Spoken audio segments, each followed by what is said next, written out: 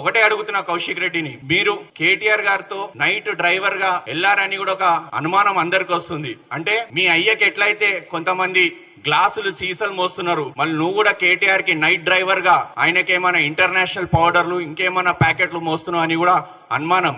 ఇది నేను చెప్పట్లేదు, చాలా మీడియాలో కథనాలు వస్తున్నాయి, ప్రజలు మిత్రులు అందరు బయట అందరూ ప్రజలు మాట్లాడుకుంటున్నారు.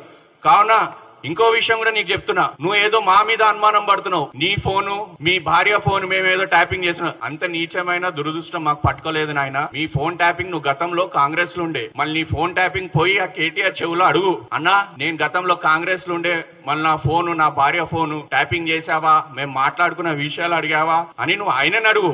ఇది మేం చెప్పట్లే, కేంద్ర ప్రభుత్వమే చెప్పింది. ఏమని చెప్పింది? బీఆర్ఎస్ అధికారంలో ఉన్నప్పుడు జడ్జిల ఫోన్లు, పొలిటీషియన్ల ఫోన్లు, బిజినెస్ మ్యాన్ల ఫోన్లు, హీరోయిన్ల ఫోన్లు, వీళ్ళందరి ఫోన్లు ట్యాప్ చేసిరని కేంద్ర ప్రభుత్వం చెప్పింది. మీ బతికేరా నాయన, ట్రాపర్స్, ఫిక్సర్స్, లూటర్స్, డ్రగ్గర్స్, ల్యాండ్ గ్రాబర్స్, మీ బతికే ఇది బీఆర్ఎస్ లో.